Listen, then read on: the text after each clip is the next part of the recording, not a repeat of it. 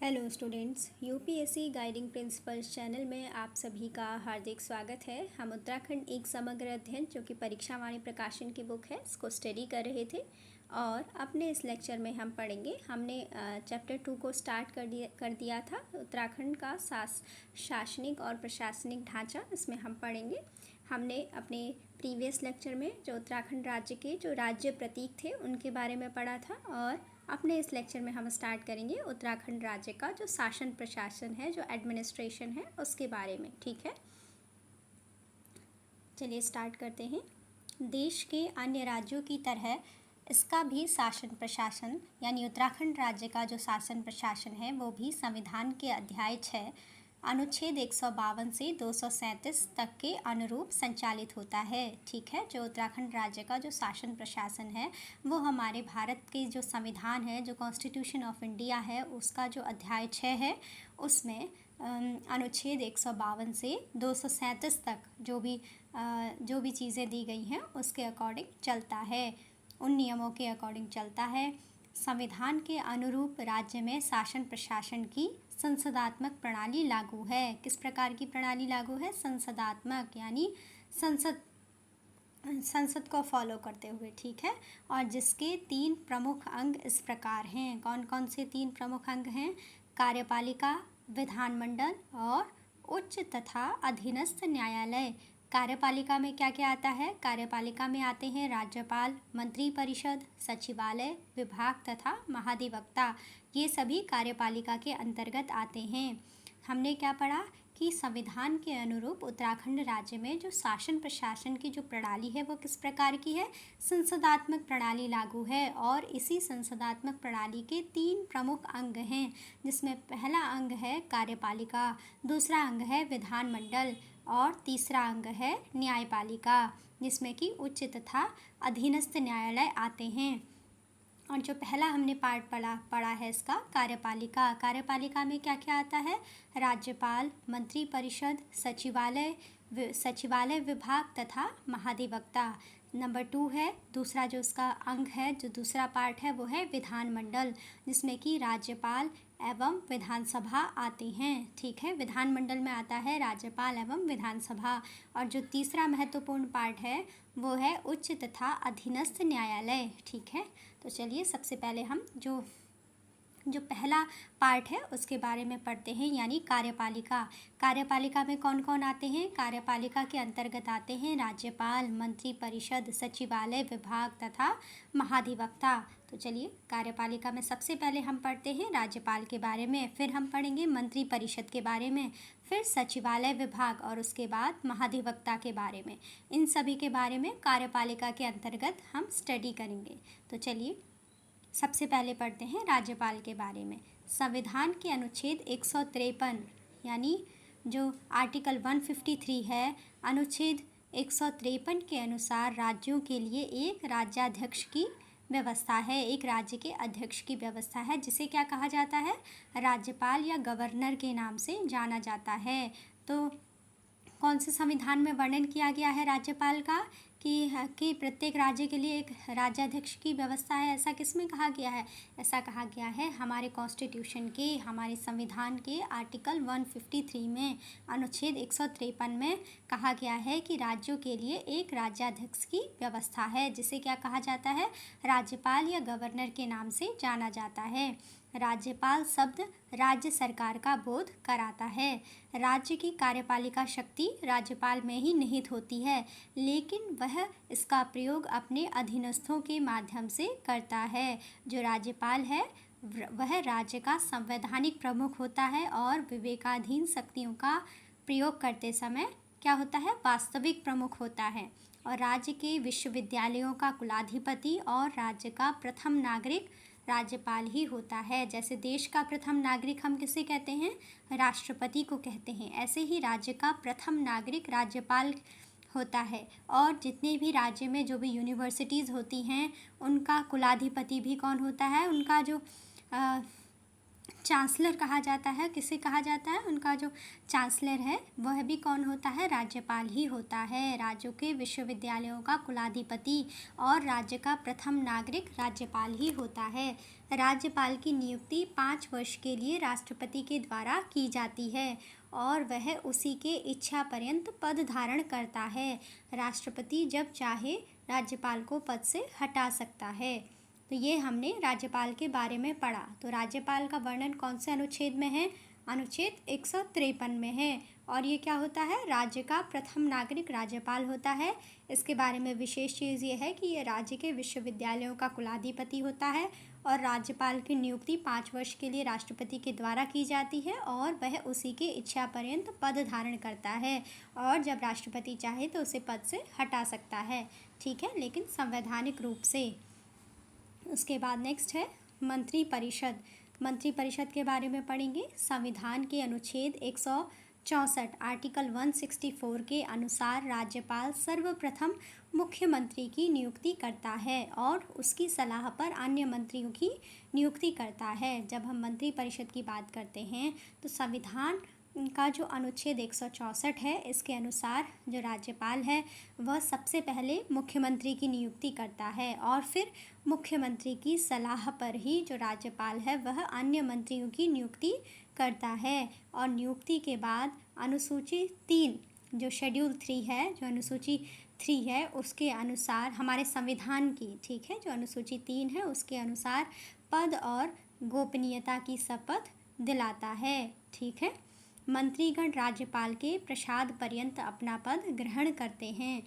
Next है राज्य मंत्रिपरिषद अनेक प्रशासनिक, विधायिनी तथा वित्तीय कार्य करती है। यानी काफ़ी जो राज्य मंत्रिपरिषद है वो क्या करती है? अनेक टाइप के जो भी एडमिनिस्ट्रेटिव वर्क हैं, जो विधायिनी यानी कानून बनाने से रिलेटेड हैं और चाहे वित्तीय कार्य हैं। वित्तीय मीन्स कि कितना फंड कहाँ पर देना है, क्या सड़कें बनाई जानी हैं, क्या कहाँ पर पुलों का निर्माण किया जाना है, इस तरीके से जो भी कार्य किए जाएंगे जिसके लिए फंड की आवश्यकता है, इस प्रकार के कार्य राज्य मंत्रिपरिषद के द्वारा किए जाते हैं। इसमें अनेक प्रशासनिक कार्य होते हैं, विधायिनी कार्य होते हैं और साथ ही वित्तीय कार्य होते हैं।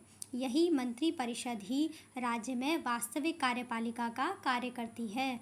मंत्रिपरिषद ही विधानमंडल की पथ प्रदर्शक तथा शासन की धुरी है। मंत्रिपरिषद एक विचारशील और नीति निर्णायक निकाय है और मंत्रिपरिषद वह कड़ी है जो शासन के कार्यपालिका अंग को व्यवस्थापिका से जोड़ती है। जो कार्यपालिका जो हमारी क्या है? मंत्रिपरिषद है। मंत्रिपरिषद क्या है? एक ऐसी कड़ी है जो कि कार्यपालिका अंग को व्यवस्थापिका से जोड़ती है। नेक्स्ट है मुख्यमंत्री। मुख्यमंत्री भी किस में आएंगे? हम ये किसके बारे में पढ़ रहे हैं? पहले जो संसदात्मक प्रणाली है राज्य में उसका जो पहला पार्ट है कार्यपालिका, उसके अंतर्गत हम इन सबको पढ़ रहे हैं। कार्यपालिका में कौन कौन आते हैं? राज्यपाल, मंत्रिपरिषद, सचिवालय विभाग तथा महाधिवक्ता। ये सभी कार्यालय के, ये सभी किसके अंतर्गत आते हैं? कार्यपालिका के अंतर्गत आते हैं। ठीक है, कार्यपालिका के अंतर्गत आते हैं।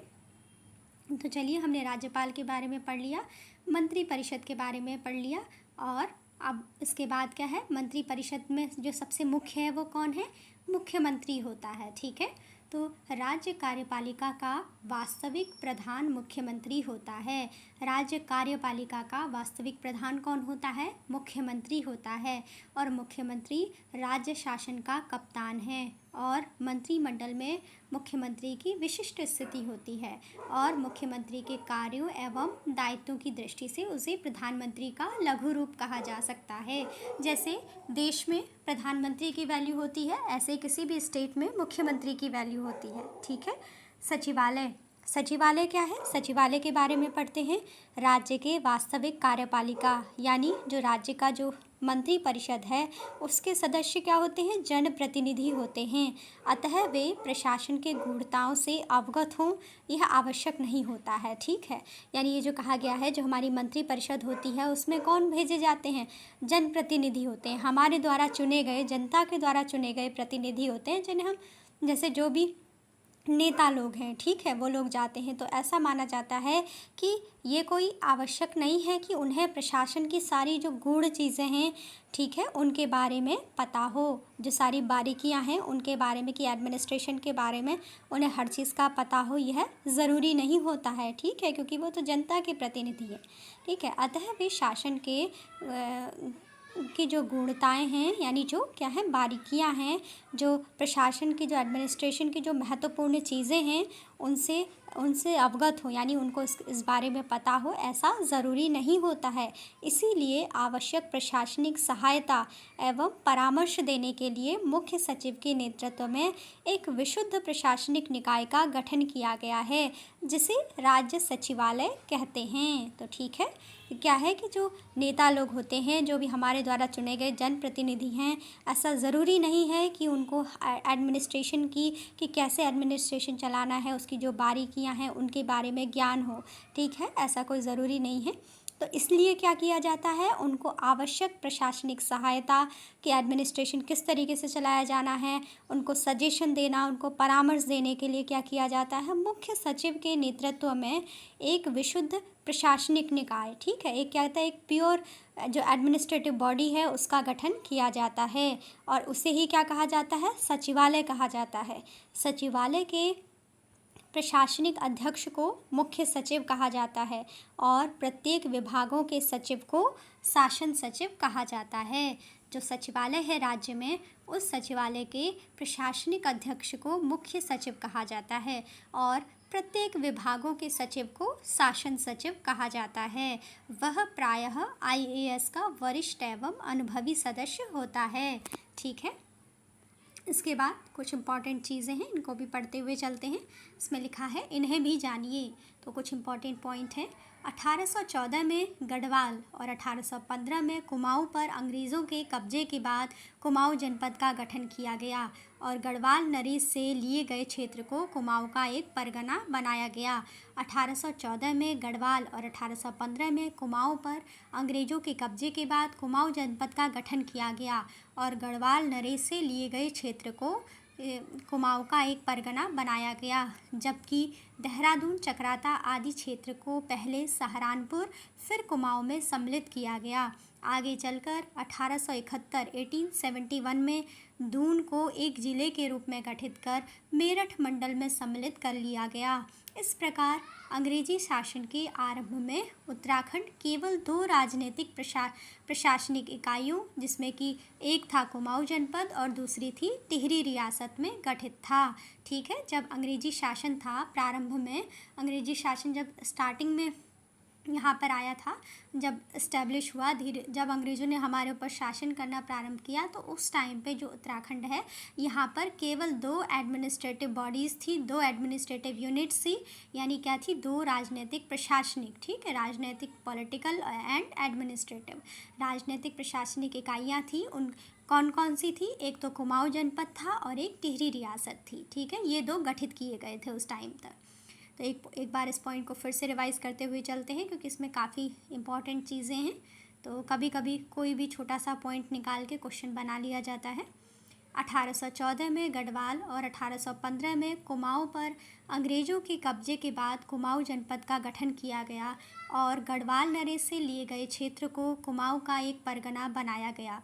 जबकि देहरादून, चकराता आदि क्षेत्रों को पहले सहारनपुर फिर कुमाऊं में सम्मिलित किया गया। आगे चलकर एक बार अभी पिछले प्रीवियस ईयर्स में उत्तराखंड के ही एग्ज़ाम में ये पूछा गया था कि उत्तराखंड, वो जो देहरादून है, इसको मेरठ मंडल में कब सम्मिलित किया गया था, या इस तरीके से कोई एक क्वेश्चन पूछा गया था।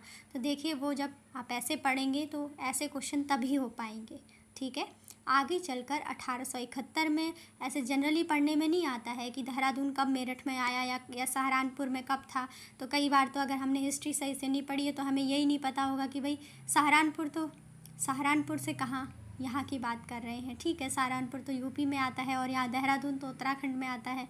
तो लेकिन क्या है कि ये चीज़ें जब पढ़ेंगे तो तभी पता चलती हैं, और ये एग्ज़ाम में पूछा गया था।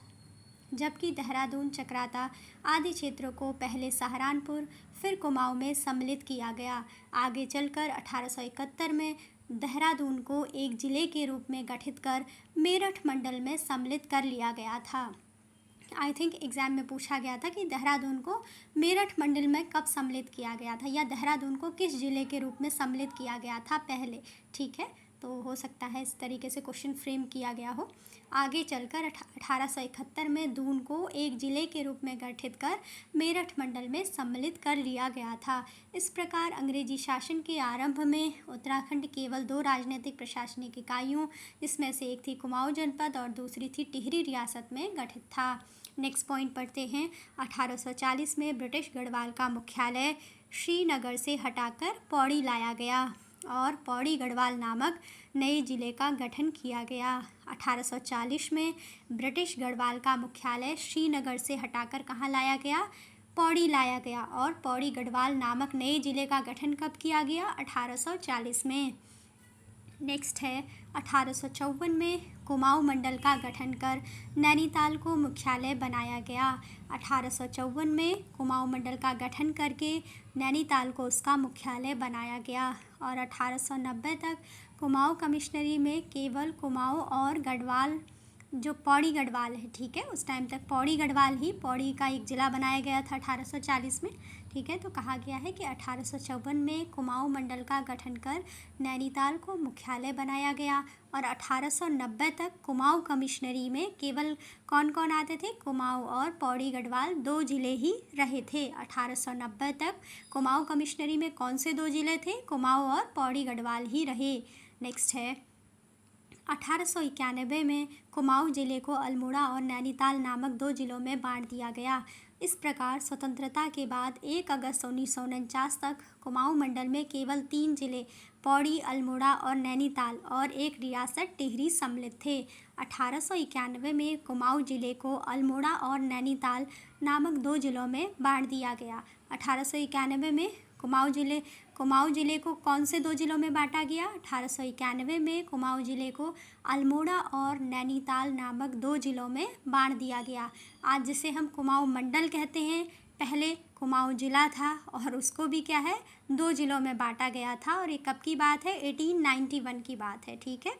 आज क्या है, कुमाऊं मंडल और गढ़वाल मंडल कहते हैं हम, और उसके अंदर भी कुमाऊं मंडल में 6 डिस्ट्रिक्ट आते हैं और गढ़वाल में 7 डिस्ट्रिक्ट आते हैं। जबकि क्या है, ये 1891 में कुमाऊं जिले को अल्मोड़ा और नैनीताल नामक 2 जिलों में बांट दिया गया था। इस प्रकार स्वतंत्रता के बाद 1 अगस्त 1949 यानी 1 अगस्त 1949 तक कुमाऊं मंडल में केवल 3 जिले थे। केवल 3 जिले थे। 1 अगस्त 1949 तक 3 हो गए।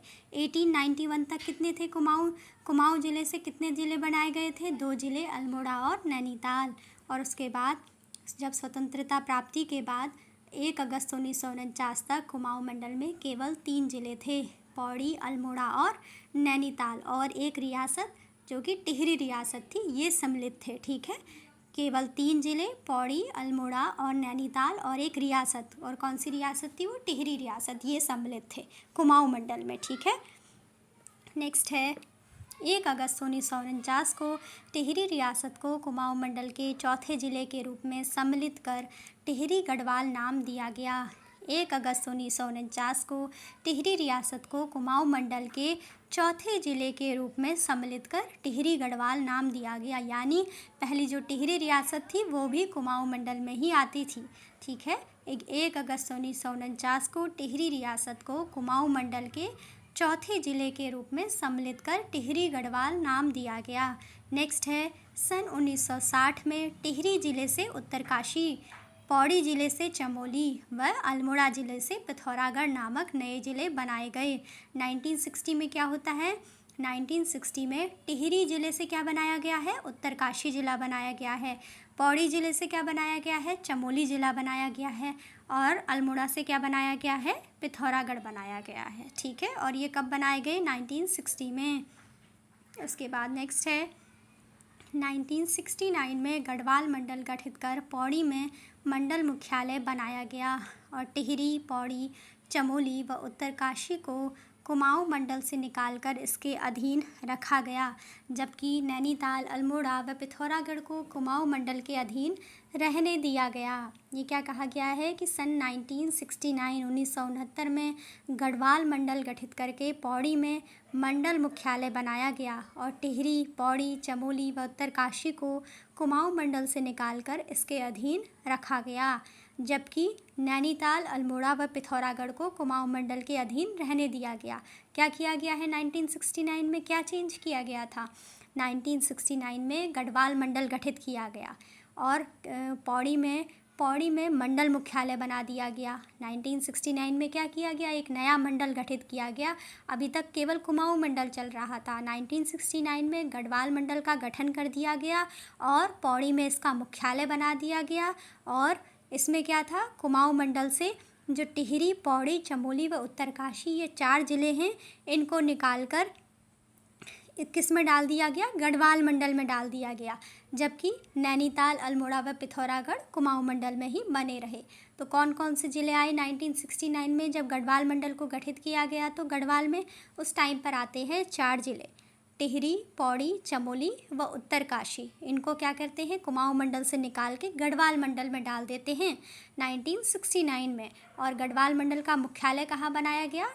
गढ़वाल मंडल का जो मुख्यालय है वो बनाया गया पौड़ी में। ठीक है, नेक्स्ट पॉइंट है, सन 1975 में देहरादून को मेरठ मंडल से हटाकर गढ़वाल मंडल में सम्मिलित किया गया। सन 1975 में देहरादून को मेरठ मंडल से हटाकर गढ़वाल मंडल में सम्मिलित किया गया। क्या किया गया है 1975 में? देहरादून को मेरठ मंडल में था पहले, ठीक है, जो देहरादून था मेरठ मंडल में था और उसको 1975 में मेरठ मंडल से हटाकर गढ़वाल मंडल में सम्मिलित कर लिया गया। आई थिंक हो सकता है कि ये क्वेश्चन आया हो कि मेरठ मंडल से जो 1975 वाला, किस 1975 में देहरादून को मेरठ मंडल से हटाकर गढ़वाल मंडल में सम्मिलित किया गया। यानी ये क्या था? पहले देहरादून मेरठ मंडल में था, जैसा कि हमने ऊपर पढ़ा था इस चीज़ को। ठीक है, कि क्या होता है कि 1871 में दून को एक ज़िले के रूप में गठित कर मेरठ मंडल में सम्मिलित कर लिया गया। मेरठ मंडल में कब सम्मिलित किया गया था देहरादून को? 1871 में। और मेरठ से हटाया कब इसको? हटा करके गढ़वाल मंडल में कब डाला है देहरादून को? 1975 में। 1975 में देहरादून को मेरठ मंडल से हटाकर गढ़वाल में सम्मिलित किया गया। और उससे पहले क्या किया गया था? 1871 में देहरादून को कहाँ पर डाला गया था? एक ज़िले के रूप में गठित करके मेरठ मंडल में सम्मिलित कर लिया गया। और फिर पुनः 1875 में, सॉरी क्या है, 1975, ठीक है, 1975 है, इसको ध्यान रखिएगा, कंफ्यूज नहीं होना है। कि जब हम बात करते हैं कि जब दून को मेरठ मंडल में कब सम्मिलित किया गया? 1871 में दून को एक ज़िले के रूप में गठित कर मेरठ मंडल में सम्मिलित किया गया। और जब हम बात करते हैं कि देहरादून को मेरठ मंडल से हटाया कब गया? तो सन 1975, यानी 1975 में देहरादून को मेरठ मंडल से हटाकर गढ़वाल मंडल में सम्मिलित किया गया। नेक्स्ट पढ़ते हैं। 28 दिसंबर 1988 को हरिद्वार का सृजन हुआ। हरिद्वार कब बनाया गया है? 28 दिसंबर 1988 को हरिद्वार का सृजन हुआ। 1988 में राज्य गठन के बाद इसे सहारनपुर मंडल से हटाकर गढ़वाल मंडल में सम्मिलित कर लिया गया। पहले ये कहाँ पर था? हरिद्वार सहारनपुर मंडल में आता था। और जब राज्य गठन हुआ 9 नवंबर 2000 को, तो उसके बाद इसको सहारनपुर मंडल से हटाकर गढ़वाल मंडल में सम्मिलित कर लिया गया। नेक्स्ट है, 30 सितंबर 1995 को उधम सिंह नगर जिले का गठन किया गया। जो उधम सिंह नगर जिला है वो कब बना है? 30 सितंबर 1995 को उधम सिंह नगर जिले का गठन किया गया। नेक्स्ट है, 15 सितंबर 1997 को चंपावत और बागेश्वर जिलों का गठन किया गया। 15 सितंबर 1997 में चंपावत और बागेश्वर 2 ज़िले बनाए गए हैं। और इसी वर्ष यानी 16 सितंबर 1997 को रुद्रप्रयाग ज़िले का गठन भी किया गया।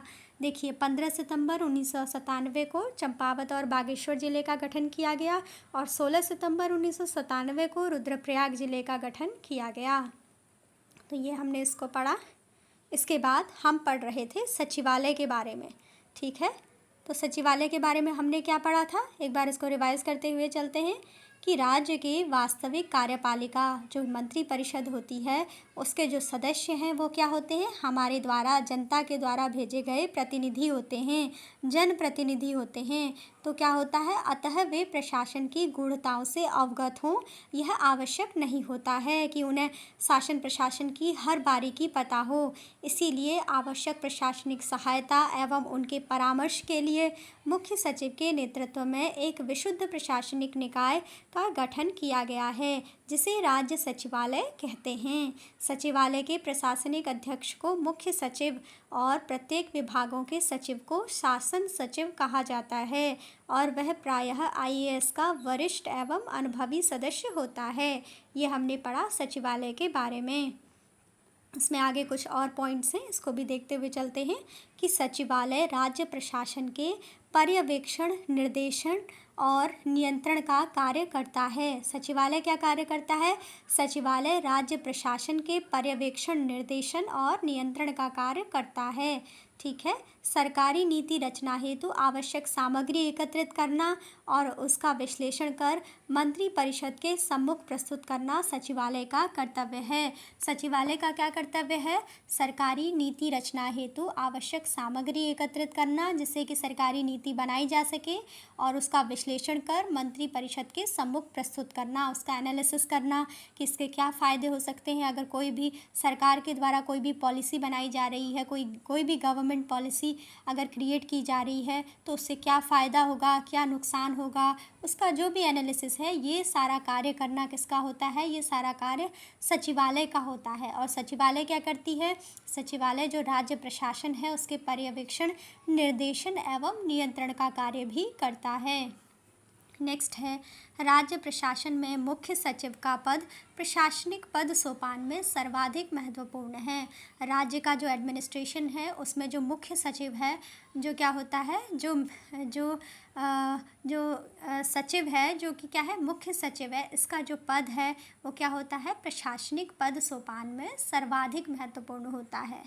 ठीक है, सबसे प्रमुख होता है। जो मेन जो सेक्रेटरी है, इसकी जो पोस्ट है, वो जितने भी जो एडमिनिस्ट्रेटिव पोस्ट हैं उनमें क्या होती है? सबसे ज़्यादा इम्पॉर्टेंट होती है, सबसे ज़्यादा महत्वपूर्ण होती है। राज्य में जो स्थान और कार्य मुख्य सचिव का है, ठीक है, जो सेक्रेटरी होता है सचिवालय का, जो मेन सेक्रेटरी है, जो स्थान इसका है केंद्र में, वही स्थान और कार्य कैबिनेट सचिव का होता है। ठीक है, केंद्र में वही स्थान और कार्य कैबिनेट सचिव का होता है, और राज्य में जो स्थान और कार्य मुख्य सचिव का है, केंद्र में उसका कंपैरिजन किससे किया जाता है, या उसकी एक तरीके से उसकी समानता किससे प्रदर्शित की जाती है? कैबिनेट सचिव से की जाती है। ठीक है, तो मुख्य सचिव राज्य प्रशासन की धुरी होता है। ठीक है, जो सेक्रेटरी है, सचिव है, जिसको कि हम कहते हैं, जो मेन सेक्रेटरी है, जो मुख्य सचिव है, उसको क्या कहा जाता है? राज्य प्रशासन की धुरी कहा जाता है। नेक्स्ट है कार्यकारी विभाग, जिसे कि निदेशालय कहते हैं।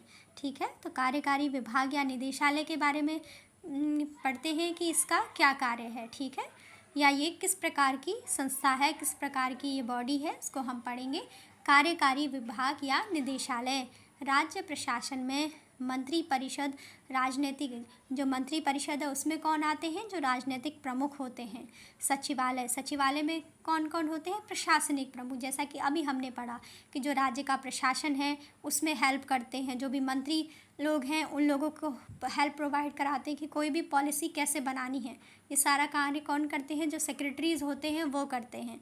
ठीक है, कि राज्य में कैसे कोई पॉलिसी लानी है, उसके क्या फ़ायदे होंगे, क्या नुकसान होगा, उसका पूरा एनालिसिस करके जो भी मंत्री परिषद है उसके सामने उसको रखा जाता है। ठीक है, उसके बाद नेक्स्ट है, हम कह रहे हैं कि जो तीसरा अवयव है वो ये है, जिसकी हम बात कर रहे हैं, कार्यकारी विभाग या निदेशालय।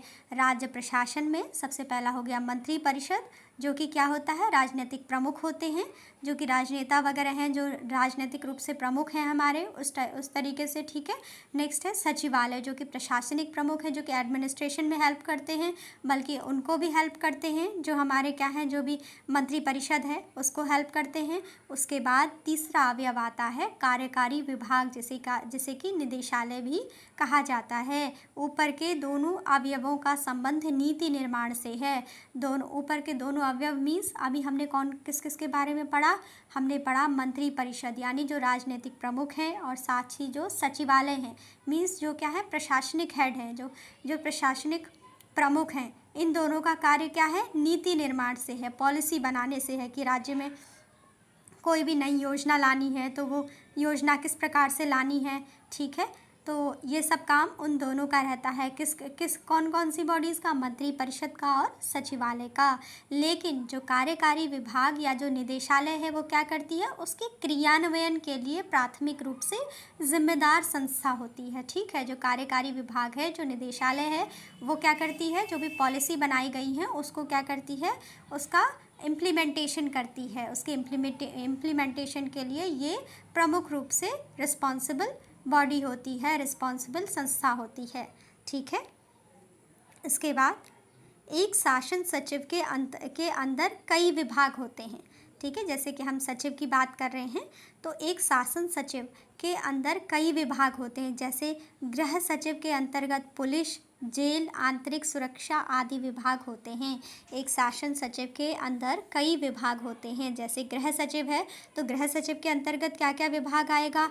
पुलिस विभाग आएगा, जेल विभाग आएगा, आंतरिक सुरक्षा विभाग आदि, ये सभी शासन सचिव के अंदर आते हैं। नेक्स्ट है विभिन्न विभागों की कार्यात्मक इकाइयाँ नीचे तक फैली होती हैं और सबके अपने विभाजन स्तर होते हैं।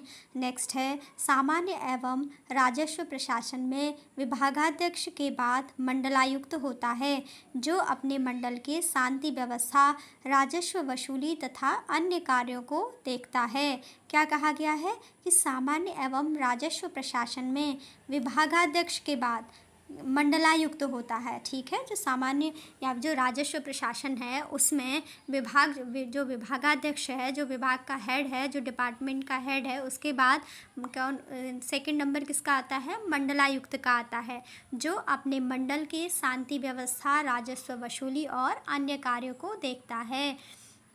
वर्तमान में उत्तराखंड राज्य में 2 मंडल हैं, गढ़वाल और कुमाऊं।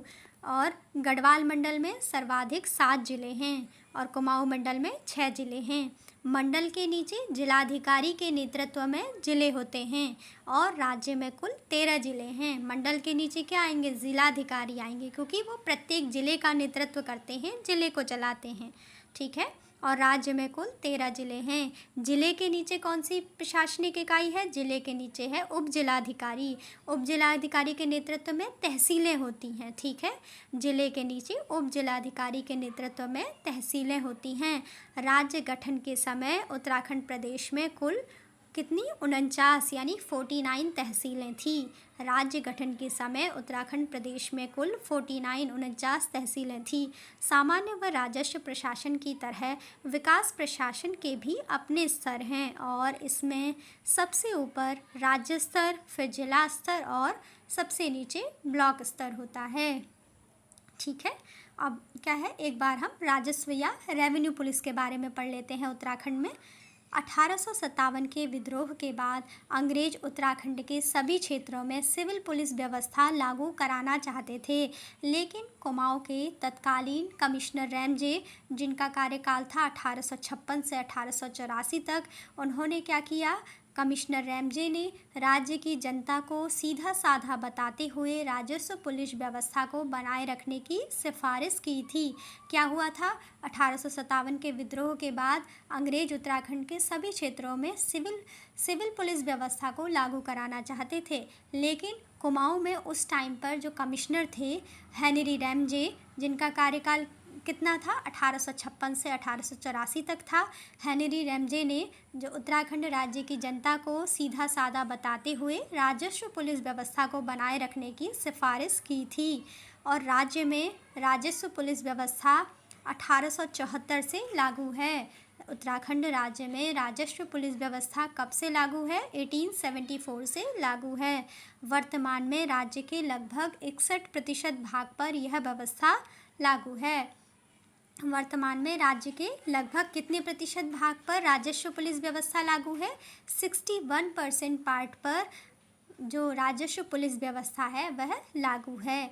नेक्स्ट है, इस व्यवस्था में जो राजस्व पुलिस व्यवस्था है इसमें क्या होता है? जो रेवेन्यू पुलिस जो पुलिस है उसमें क्या होता है कि पटवारी, कानूनगो, नायब तहसीलदार, तहसीलदार, परगना अधिकारी, जिलाधिकारी व कमिश्नर आदि को राजस्व के साथ ही साथ क्या होता है, पुलिस का काम भी करना पड़ता है। ये जो राजस्व पुलिस व्यवस्था होती है, मेनली जो रेवेन्यू पुलिस सिस्टम है, इसमें क्या होता है कि जो पटवारी हैं, कानून गो हैं, नायब तहसीलदार हैं, परगना के अधिकारी हैं, ज़िलाधिकारी हैं व कमिश्नर हैं, इन सभी को क्या होता है कि जो रेवेन्यू है, जो राजस्व है, इसके साथ साथ ही पुलिस का काम भी करना पड़ता है। और यह उत्तराखंड में कब से लागू है यह व्यवस्था?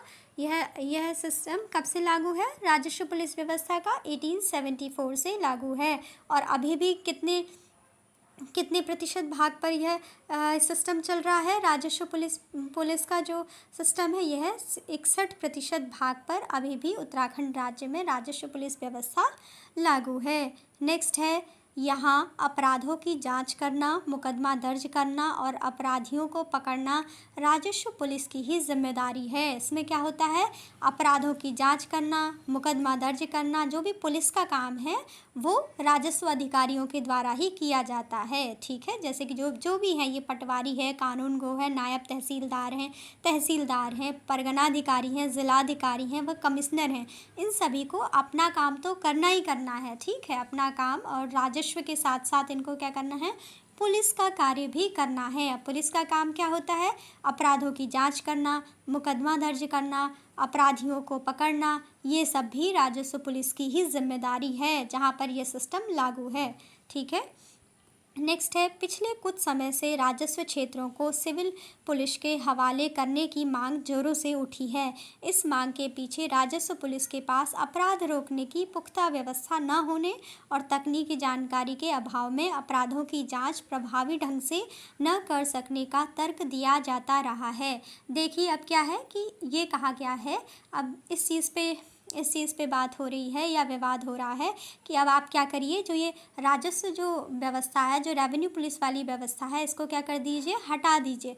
ऐसा क्यों कहा जा रहा है? क्योंकि ऐसा कहा जा रहा है कि इनके पास अपना ही वर्कलोड काफ़ी है और क्या है, ये इनको ना तो पुलिस की टेक्निकलिटीज़ का पता है, ना ही उससे रिलेटेड क्या है कि अपराध रोकने की कोई इनके पास क्या है, ऐसा कोई सिस्टम भी नहीं है। और इनको उसमें क्या है, ना तो कोई ट्रेनिंग है उस टाइप की कि इनको कोई पुलिस की ट्रेनिंग थोड़ी दी गई है। तो इस तरीके से कहा जा रहा है कि इनके पास अपराधों की जांच करने की कोई प्रभावी ढंग नहीं है, कोई तरीका नहीं है इनके पास इस तरीके से, ना ही कोई तकनीकी जानकारी है ज़्यादा। ठीक है, और ना ही इस प्रकार की कोई व्यवस्था की गई है, क्योंकि उनका जो काम है वो मेनली अपना राजस्व का काम होता है या फिर अपना स्वयं का, चाहे पटवारी का जो काम है, कानूनगो का जो काम है, नायब तहसीलदार है, परगनाधिकारी है। ठीक है ना, इनके पास अपना ही काम काफ़ी रहता है। तो इसलिए कहा गया है कि ये अपराधों की जांच करना पुलिस का वर्क क्या है, ये चीज़ें इनका वर्कलोड को बढ़ाता है और इससे क्या होता है कि जो व्यवस्था है, जो कानून की व्यवस्था है, वो सही से नहीं चल पाती है। तो इसलिए इसको क्या करना चाहिए, सिविल पुलिस अलग से बनाया जाना चाहिए या फिर सिविल पुलिस के ये जो ज़िले हैं जहाँ पर ये व्यवस्था लागू है, उनको सिविल पुलिस वहाँ पे व्यवस्था की जानी चाहिए, ये कहा जा रहा है। ठीक है, तो ऑब्वियस है कि दो कार्यों को कैसे संभाला जाएगा, किसी के लिए भी अपना कार्य करना ही क्या है, लेकिन ये तो व्यवस्था ही ऐसी बनाई गई है क्योंकि ऐसा माना जाता है कि क्या है कि राजस्व के साथ ही पुलिस का काम भी उनको करना पड़ेगा। क्योंकि ऐसा था पहले कि पहाड़ों में लोग बहुत दूर दूर तक रहते थे, तो इसलिए क्या है कि, और वहाँ पे ये बात भी सही है कि कोई इतना अपराध नहीं था, पहाड़ों में कोई इतना अपराध नहीं होता था पहले, तो इस वजह से ना तो अपराध होता था, तो इसलिए पुलिस की कोई आवश्यकता ज़्यादा थी भी नहीं। तो इस वजह से कहा गया कि ये लोग जो हैं अपने राजस्व के साथ साथ पुलिस का काम भी संभालेंगे। लेकिन अब धीरे धीरे क्या है, स्थिति में परिवर्तन है, तो इसीलिए आपराधिक जो गतिविधियाँ हैं वो बढ़ती हैं और उनको कंट्रोल करने के लिए फिर क्या चाहिए, वैसी टेक्निकलिटीज़ चाहिए, वैसा अरेंजमेंट चाहिए, वैसी टेक्निक्स चाहिए, जो कि वहाँ पर जो ये लोग हैं इनके पास क्या है, ये चीज़ व्यवस्था नहीं है, क्योंकि उनको अपना कार्य भी तो करना है। ठीक है ना, तो इसलिए ये बात चल रही है कि इनको सिविल पुलिस के हवाले कर दिया जाए या फिर वहाँ पर सिविल पुलिस की व्यवस्था कर दी जाए और इनका कार्य सिर्फ अपना राजस्व तक सीमित रहे, जिससे कि इनका वर्कलोड भी कम हो और ये भी अपना सही प्रकार से काम करें और उन स्थानों पर कानून की जो व्यवस्था है वो भी ठीक प्रकार से सुचारू रूप से चल सके। चलिए नेक्स्ट पढ़ते हैं। अंग्रेजी शासनकाल में कुमाऊं में 19 परगने तथा 125 पट्टियाँ थी। जिसमें कि पट्टियाँ मतलब ये क्या है, पटवारी क्षेत्र थे, ठीक है। अंग्रेजी शासनकाल में कुमाऊं में 19 परगने और तथा 125 पट्टियाँ, इतने पटवारी क्षेत्र थे, जबकि गढ़वाल में 11 परगने और 86 पट्टियाँ, पट्टियाँ का मतलब है कि इतने पटवारी क्षेत्र थे, ठीक है ना। अंग्रेजी शासनकाल में पूछ लिया जाता है ये कि कुमाऊं में कितने परगने थे। कुमाऊं में 19 परगने थे। कुमाऊं में पट्टियाँ या पटवारी क्षेत्र कितने थे, 125 पट्टियाँ या पटवारी क्षेत्र थे। और गढ़वाल मंडल में कितने परगने थे, 11 परगने थे। और गढ़वाल मंडल में कितनी पट्टियाँ या पटवारी क्षेत्र थे, 86 पट्टियाँ या 86 पट्टियाँ या पटवारी क्षेत्र थे। तो ये हमने कार्यपालिका के बारे में पढ़ा। अभी हमारा इसमें एक और बच जाते हैं, महाधिवक्ता। तो महाधिवक्ता के बारे में भी पढ़ लेते हैं। महाधिवक्ता के बारे में क्या बताया गया है कि जो महाधिवक्ता हैं ये क्या है, इनका वर्णन हमारे संविधान के अनुच्छेद 165 में इनका वर्णन दिया गया है। संविधान के अनुच्छेद 165 165 के अनुसार राज्य में महाधिवक्ता की नियुक्ति राज्यपाल द्वारा की जाती है और राज्यपाल के प्रसाद पर्यंत ही क्या करता है, महाधिवक्ता पद धारण करता है, ठीक है। संविधान के अनुच्छेद 165 के अनुसार राज्य में महाधिवक्ता की नियुक्ति राज्यपाल के द्वारा की जाती है और राज्यपाल के प्रसाद पर्यंत ही महाधिवक्ता क्या करता है, पद धारण करता है। और इसकी जो अवधि है वह नियत नहीं होती है कि कितने टाइम तक महाधिवक्ता कार्य करेगा, जब तक राज्यपाल चाहेगा तब तक कार्य करेगा, ठीक है। इसीलिए लिखा गया है कि राज्यपाल के प्रसाद पर्यंत ही पद धारण करता है, ठीक है। और राज्यपाल उसको जो अवधि है इसकी कोई अवधि नियत नहीं होती है और राज्यपाल के द्वारा ही महाधिवक्ता की नियुक्ति की जाती है। ये कहा गया है कि जो महाधिवक्ता का जो पद है इस पर नियुक्त होने के लिए आवश्यक है कि वह भारत का नागरिक हो। वह क्या हो, जिसको महाधिवक्ता बनना है उसके लिए क्या योग्यताएं हैं, उसके लिए योग्यताएं हैं या फिर जो भी अर्हताएं हैं वो क्या है कि वह भारत का नागरिक हो, 10 वर्ष से अधिक समय से न्यायिक कार्य से जुड़ा हो या कम से कम 10 वर्ष से उच्च न्यायालय में अधिवक्ता का कार्य किया हो उसने, ठीक है। महाधिवक्ता के बारे में क्या कहा गया है कि महाधिवक्ता के पद पर नियुक्त होने के लिए यह आवश्यक है कि वह भारत का नागरिक हो, 10 वर्ष से अधिक समय से न्यायिक कार्य से जुड़ा हो या कम से कम 10 वर्ष से उच्च न्यायालय में क्या हो, अधिवक्ता का कार्य उसने किया हो। नेक्स्ट है, वह विधि विषयों पर राज्यपाल को सलाह देता है। एक तरीके से वह क्या है, स्टेट गवर्नमेंट का वकील होता है महाधिवक्ता, ठीक है। स्टेट गवर्नमेंट को अगर कोई भी कार्य करना है तो राज्यपाल इन्हीं से अपनी सलाह लेते हैं या जो महाधिवक्ता हैं यही क्या करते हैं, सलाह देते हैं, ठीक है। तो वह क्या करता है, जो महाधिवक्ता है वह विधि विषयों यानी जो लॉ से रिलेटेड हैं, जो कानून से रिलेटेड जो सब्जेक्ट्स हैं उन पर क्या करता है, राज्यपाल को सलाह देता है एवं राज्यपाल द्वारा सौंपे गए विधि संबंधी कोई भी कानून से संबंधित कोई भी कार्य आता है तो उसका जो संपादन है वो महाधिवक्ता के द्वारा ही किया जाता है। जो महाधिवक्ता है, ठीक है, जो वो क्या करता है, वह सदनों की बैठकों में भाग ले सकता है। महाधिवक्ता सदनों की बैठकों में भाग ले सकता है, बोल सकता है, लेकिन मतदान नहीं कर सकता है। जो महाधिवक्ता है वो वोटिंग नहीं कर सकता है, ठीक है। महाधिवक्ता जो हैं एडवोकेट जनरल जो है वो क्या करते हैं, उनका क्या काम है, किसी भी स्टेट में जो एडवोकेट जनरल हैं, स्पेशली हम अभी उत्तराखंड की बात कर रहे हैं और वैसे भी संविधान के अकॉर्डिंग ही चलता है। इनका वर्णन किस में है, महाधिवक्ता का, एडवोकेट जनरल का 165 में है, ठीक है। और इनके लिए क्या है कि ये राज्यपाल को सलाह देते हैं एवं राज्यपाल द्वारा सौंपे गए विधि संबंधी कानून संबंधी जो भी कार्य हैं उन सभी का संपादन महाधिवक्ता के द्वारा किया जाता है। महाधिवक्ता सदनों की बैठकों में भाग ले सकते हैं, बोल सकते हैं, लेकिन मतदान नहीं कर सकते, वोटिंग नहीं कर सकते, ठीक है। तो ये हमने कार्यपालिका के बारे में पूरा जो स्टेट गवर्नमेंट है उसके हमने उसको कंप्लीट कर लिया।